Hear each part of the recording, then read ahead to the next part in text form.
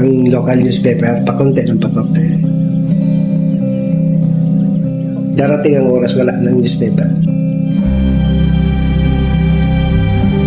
Darating ang oras, isasara yan.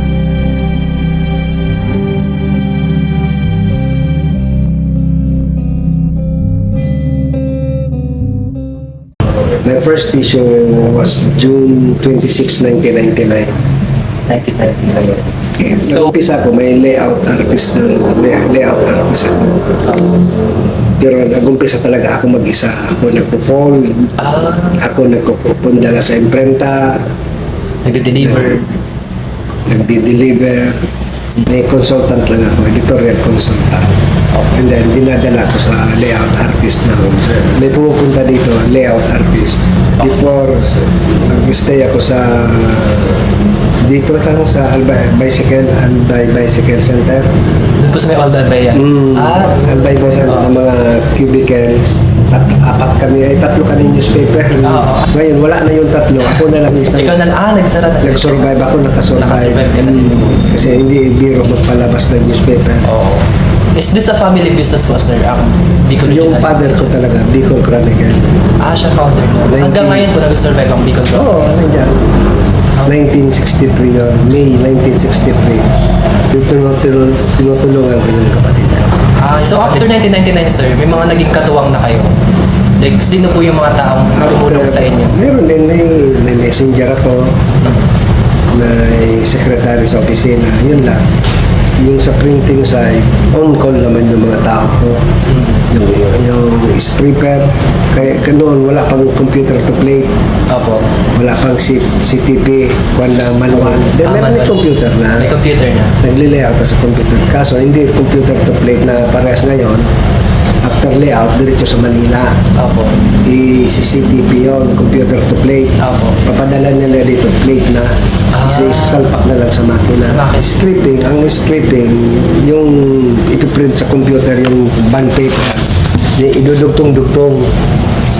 Idudugtong-dugtong, tapos ika-camera, may film. Tapos lalabas yung iko-contact sa film, and then Buo na. bubuin. Dati, may sarili akong printing. Sa bahay niyo po?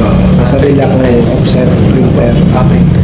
May instance na nakakuha ako ng publication sa provincial government. In-encode namin yan. Wala pang USB noon. Wala pa yun. Hindi ka pa makakuha. Yung in-encode nila, hindi mo makukuha. Dapat bigay sa hard copy. I-encode namin. Encode na lang.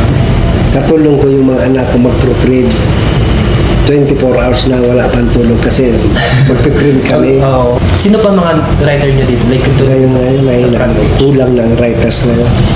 dati po, like noong 1999, may mga Madaming mga contributors. contributors ako. Ngayon may na.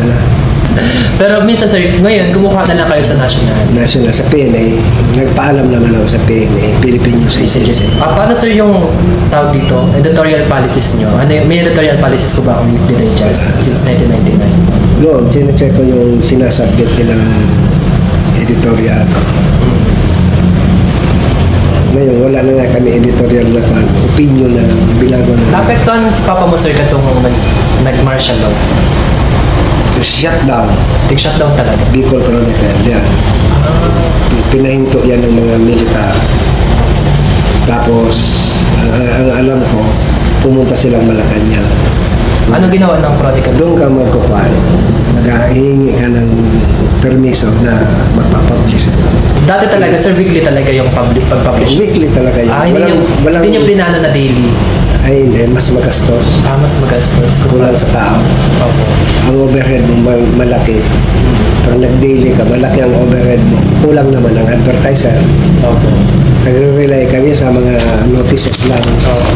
Notices talaga before? Ang income namin ito, notices, and then mga ordinansa, mga invitation to bid. Bakit notices lang, sir?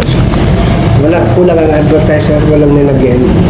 Kasi kung mag-advertise, put up sa dyaryo ng advertisement, may kwan na ba? Cellphone. Oo. Pero malaki. Ito may Facebook na, may Social media. Social media na. Wala na. Pero- Required by law. Di tapos, pag na-publish namin, mag-i-issue kami ng certificate of publication na nagpapatuto, na-publish na. Na-publish. Tapos pinapasa yun sa government agency na Yung requirement, inihingi yan. Opo. Darating ang oras, wala ng newspaper. Ikaw, lahat na social media. Mag-post ka sa social media, ang daming nakaka-access. Ang daming nakakakita. Newspaper, kung hindi mo i-deliver, walang bibili. Oo.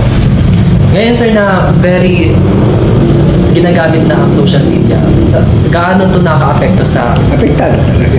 Sabi ko nga, sa advertisement, wala na. Dati may mga kung kami sa Manila, may mga tie-up kami sa mga advertising agencies. Ngayon, hindi na nagpapadala. Kasi wala naman pumapasok sa kanila yung advertising agency, tapos i-distribute sa mga local. Pero may komisyon. Ngayon, wala na. talagang naapektuhan? Meron pa isa-isa, NGCP, Aboitiz, pero pan lang yun, twice a year. So, ang main sources of the revenue new sir since 1999 talaga legal notices. Kumukha kayo sir ng contract sa local government. Meron. Meron. Mga ordinances. Mga ordinances na ipapublish ng I-publish. Required din yun ng LGUs na i-publish. Nagbabago ba sir yung tawag dito? Gawain ng weekly digest or yung pinapublish nyo? Depende sa kung ano yung nakaupong presidente, sino yung administrasyon ng probinsya.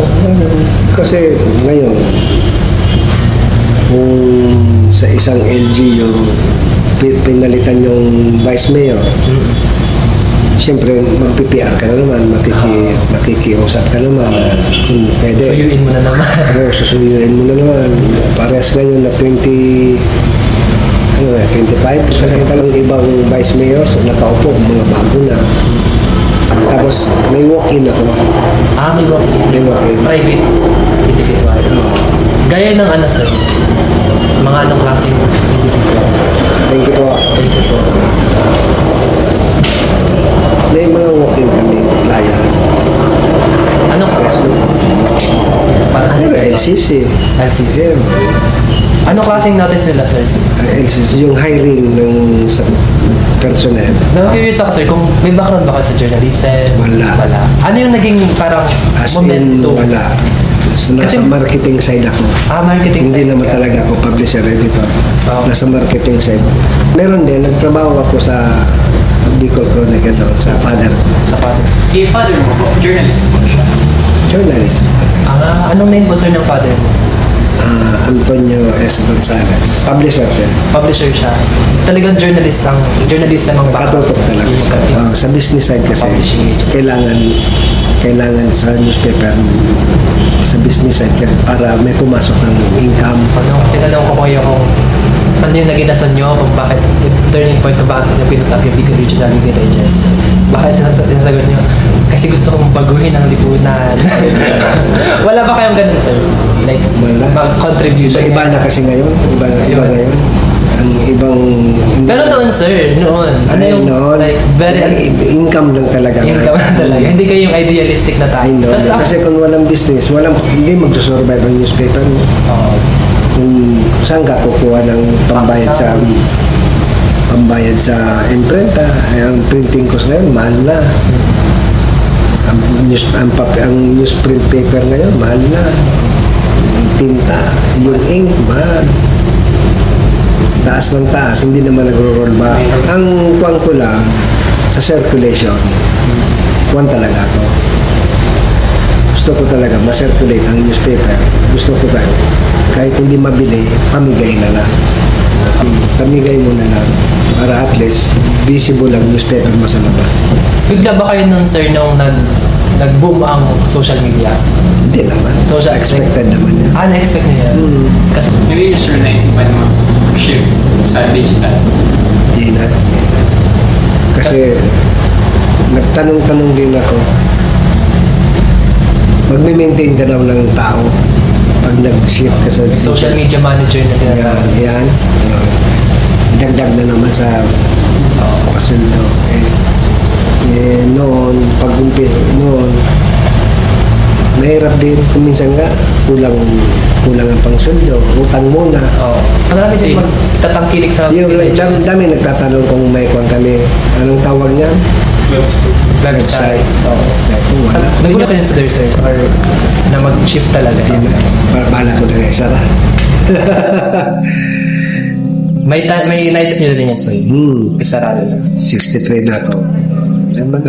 Kapag 65 ko, close ko na ito. PNA. Ano yun? Pakunti ng pakunti. Inquirer. Ang local newspaper, pakunti ng pakunti. Anong rason yan, sir, sa tingin? Sa magastos. Sa gastos.